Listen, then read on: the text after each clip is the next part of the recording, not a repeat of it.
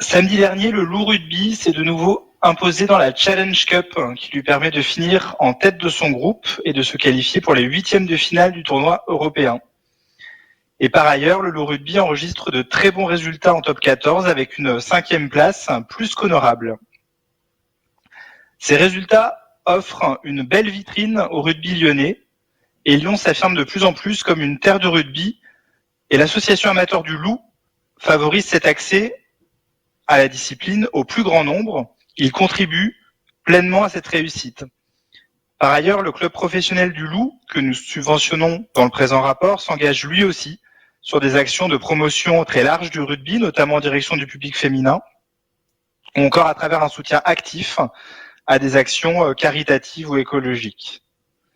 Et puis, notre municipalité va mettre sur la table 800 000 € l'année prochaine pour accueillir la Coupe du Monde de rugby à Lyon, de manière à promouvoir la pratique de ce sport à travers une grande fête populaire qui se tiendra, rappelons-le, sur le 7e arrondissement avec un village dédié. Je salue d'ailleurs le travail préparatoire d'Audrey Enoch, notre adjointe déléguée aux grands événements.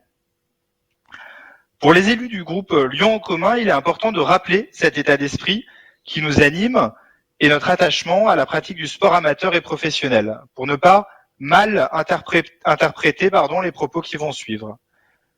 Nous soutenons bien sûr le Loup Rugby, mais nous ne voulons plus le faire à n'importe quelle condition, mais bien en toute transparence et surtout tout à fait équitablement. Nous avons en effet connu, sous les précédents mandats, la montée en puissance du fameux modèle lyonnais qui faisait la part belle au rayonnement de la ville, à tout ce qui pouvait nous faire briller à l'extérieur, et à une forme en fait quasi obsessionnelle de l'attractivité. Alors, sans parler des effets de bord de cette stratégie, je pense notamment au prix du logement à Lyon qui a explosé, il faut mesurer aussi les arbitrages politiques qui en découlaient. Le tapis rouge budgétaire était déroulé au premier de cordée dans tous les domaines et en somme, la municipalité arrosait là où c'était déjà mouillé. Et dans le domaine du sport, la ville de Lyon, ou le Grand Lyon à l'époque, faisait la part belle aux grands groupes économiques, comme l'Olympique Lyonnais ou le Loup Rugby. Et on se rappelle que la majorité métropolitaine à l'époque a vendu des terrains à des prix scandaleusement bas à l'Olympique Lyonnais, qui induisait par ailleurs des frais d'aménagement colossaux aux alentours du grand stade, qui était évidemment porté par le contribuable.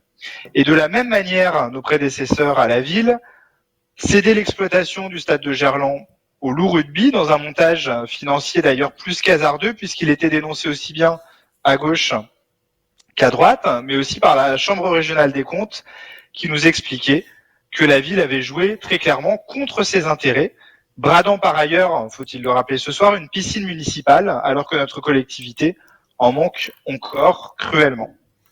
Donc depuis notre prise de fonction, nous nous réjouissons que ce positionnement politique ait pu enfin évoluer sous la houlette de notre adjointe au sport, Julie Nublafort.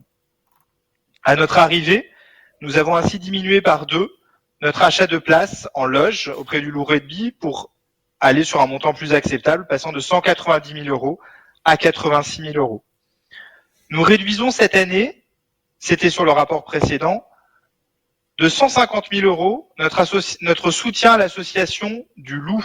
Non pas parce que leur implication, leur action ne serait pas bonne, mais cette association bénéficiait auparavant d'un ratio de subvention par adhérent totalement disproportionné par rapport aux autres clubs sportifs de la ville.